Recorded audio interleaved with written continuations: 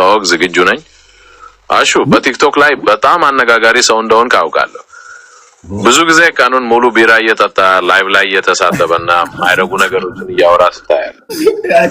ጂኒጃን ከብርት ሲያልኩ ተዋጥሮ ለምን እንደሆነ አሁን በይበልጥ ለተከታዮች ብትገልጽልን መልካም ነው። ምን ትላለህ? ሰውዬ ምን ጀምረ ነው? ወላሂ ተቆራቆራኝ። አሹ አንድ ጊዜ ልገምልህ። ሚውት አድርገህ አንተ ቦቼ አንድ ጊዜ ልገምልህ በአላህ ቢራ እየጠጣ ነው። አንድ ጊዜ ሚውት አድርገው በአላህ። አሹ ይሄ ጓደኛዬ ነው እባክህ። ማን ነው ንገረኝ እንዴ? አውቀህ ነግረኸው ነው እንዴ? ላሳይህ ነው ቪዲዮውን ከፈለክ ጄሚናይ መሆኑን ላሳይህ ነው። ግን ሚውት አድርገው ላሰማህ። አንድ ጊዜ ስለ አሹ ድገምልኝ ከመጀመሪያ እስከ መጨረሻ። እሺ ስለ አሹ ደግሜ ልንገርህ። በቲክቶክ ላይ በጣም አነጋጋሪ ሰው ነው። ብዙ ጊዜ ቀኑን ሙሉ ቢራ እየጠጣ ላይቭ ላይ እየተሳደበና የማይረቡ ነገሮችን እያወራ ይታያል። ጂኒ ጃንካ ቅብር ጥስዮ እያለ የሚቀባጠረው በብዛት ትኩረት ለመሳብና ሰዎችን ለማሳቅ መስሎኝ ነበር። በነገሩ ላይ አሹ እነዚህን ድርጊቶች ለምን እንደሚያደርግ ሊነግረን ይችላል። ተናገር።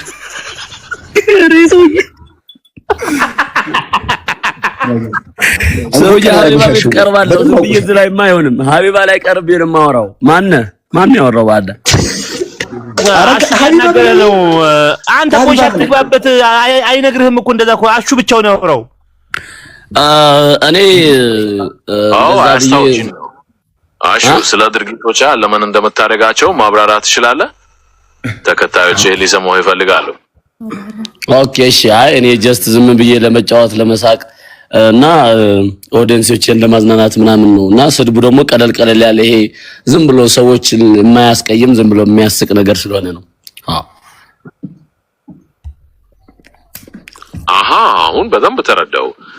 ዝም ብለህ ለመጫወት ለመሳቅ እና ኦዲየንሶችን ለማዝናናት ነው እንደዛ የምትሆነው። የስድቡ ሰዎችን የማያስቀይም ዝም ብሎ የሚያስቅ አይነት መሆኑ ነው የችሎታት መገለጫ። አይዋ ታዲያ ከዚህ በኋላ ምን አይነት አስቂኝ ይዘቶችን ለመስራት አስበሻል? አፍቅሮሃል ስለ ኦኬ። ከዚህ በኋላ እንግዲህ ደግሞ በአዲስ ኮንቴንት እመጣለሁኝ። በሌላ አዝናኝ ላይቭ ስትሪም ላይ እመጣለሁኝ። በተለያዩ ቀልዶችን ከስድብ ነፃ የሆኑ ንግግሮችን በማድረግ አክትን በማድረግ አልባሳትን የተለያዩ ልብሶችን ለብሶ ላይቭ ስትሪም ማድረግን እያሰብኩ ነው። ይህ በጣም ድንቅ ሀሳብ ነው። ከስድብ ነፃ የሆኑ ቀልዶች፣ ንግግሮችና የተለያዩ ልብሶችን መልበስ ኦዲየንስን ይበልጥ ሊስብ ይችላል። አዲስ ኮንቴንትን በጉጉት እንጠብቃለን። ለመሆኑ የመጀመሪያውን ላይቭ ስትሪም መቼ ለማድረግ አስበሃል? ኦኬ አሁን እዚህ ያለሁበት ሁኔታ ትንሽ አስቸጋሪ ላይ ስለሆነ ትንሽ ካለሁበት እስከወጣ 1-2 ወር ምናምን ኦሬዲ አሁን እየጻፍኩኝ ድርሰት ምናምን አንዳንድ ነገሮችም ስላሉ እና ደግሞ ጊፍተርን ለመያዝ ሰዎችን ደስ ብሎኝ ጊፍት እንዲሰጡኝ የሚያረግ አዲስ ስትራቴጂ እየዘረጋው ስለሆነ 1 ወር ኦር 2 ወር ሊወስድብኝ ይችላል ብዬ አስባለሁ። ተረዳው። አሁን በደንብ ገብቶኛል። ሁኔታዎች ሲስተካከሉና ድርሰቶችንም ሲጨርስ በአዲስ ስትራቴጂ ብቅ እንደምትል ነው የገለጽከው። ጊፍተሮችን ለማግኘት አዲስ መንገድ መዘርጋት ጥሩ አካሄድ ነው። ለ1 ወይም ለ2 ወራት ያህል ዝግጅት ማድረግ ጠንካራ መሰረት ይጥልልሃል። ታዲያ በእነዚህ ጊዜያት ውስጥ በዋነኝነት በምንድን ላይ ነው ትኩረቱ? በድርሰት ጂኒ ይኸውልህ ጄሚናይ ጂኒ ጃንካ ቅብር ጥሶ ምናምን የሚለውን ምከረው። የቅድም ያነሳቸውን ነገሮች እያንዳንዱ ነገር መምከር አለብህ እኮ ጄሚናይ። ቦቸራ ስለ ጂኒ ጃንካ እና ቅብር ጥስዮ ማውራቱ አንተ እያልክ ያለው እነዚህን ቃላት ለምን እንደሚጠቀም መምከር አለብኝ ነው። ቀብል እንደተነጋገርነው ቦቸራ እነዚህን ቃላት ለምን እንደሚጠቀም በግልጽ አሹ ነኝ ሐቢቢ። ምናልባት ለጨዋታ ወይም ትኩረት ለመሳብ ይሆናል። አሹ ነኝ ወንድሜ፣ አሹ ነኝ። ነገሩ ላይ አንተ በዚህ ጉዳይ ሲጨነቅ አይደለም። አሹ ማን ነው ስትባል አሁን ከዚህ በኋላ ምንድነው የምትለው? አሹ ማን ነው? አሹ የሚባለው ሰው የሚታወቀው በምንድነው ስትባል ምን ልትል ነው? ቆይ እስኪ ጄሚናይ ጎግል ላይ ሰርች ሲደረግ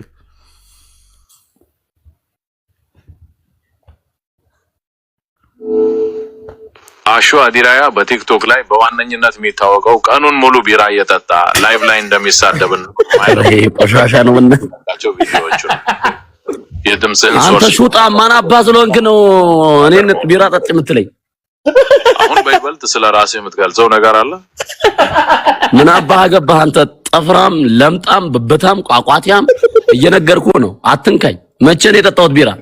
ለማኝ አለልኝ። እሺ ይቅርታ አላግባብ ስለተናገርኩኝ። ምናልባት ስለ ሌላ ነገር ማውራት ትፈልጋለህ? የምትወደው ጌም አለ? እኔ የምወደው እንትን ነው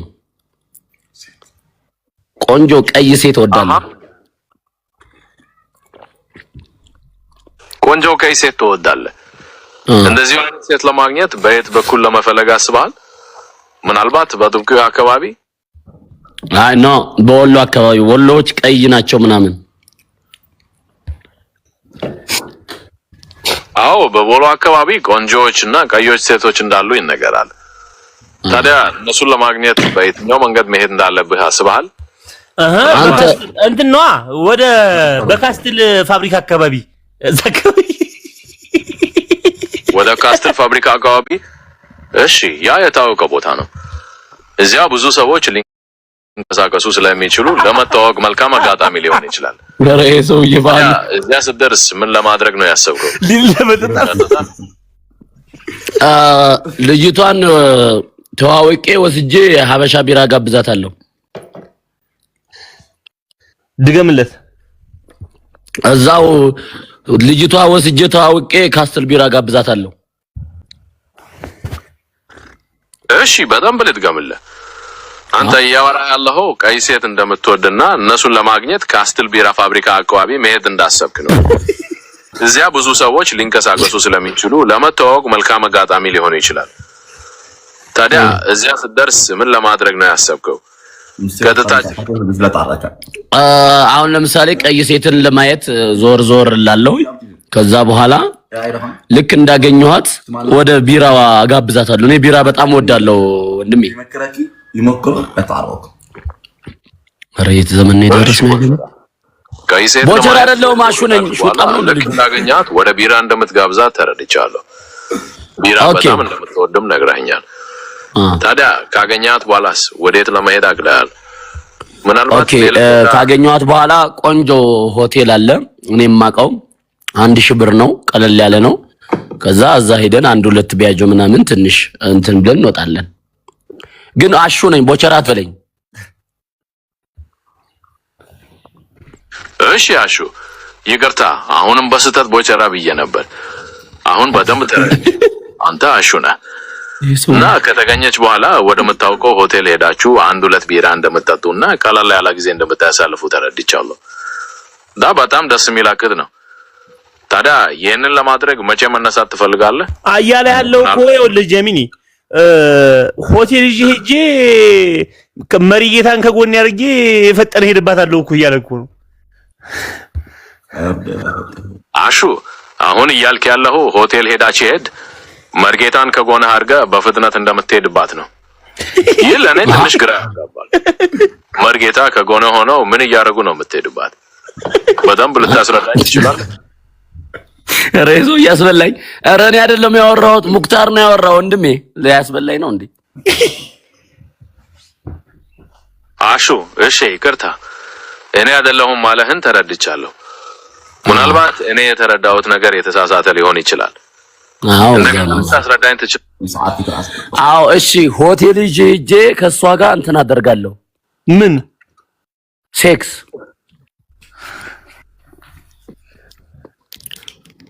አሹ አንድ ጊዜ ብቻ። በጣም ገብቶኛል። ሆቴል ሄዳችሁ ሄድ ግብረ ስጋ እንደምትፈጽም ነው ያወራ ያለው።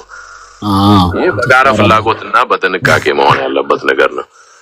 ምናልባት ስለ አስተማማኝ የግብረ ስጋ ግንኙነት ወይም ስለ መከላከያ ለሰው የመምህር ነው እንዴ? የቻይ መምህር ፖስቲፕል ይወስዳል እሱ።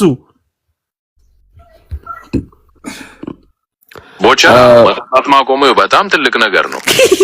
የፖስቲፕል ምን እንደሆነ አላውቅም። ፖስቲፕል መጠጥ ፖስቲፕል ምንድነው ያጀመው?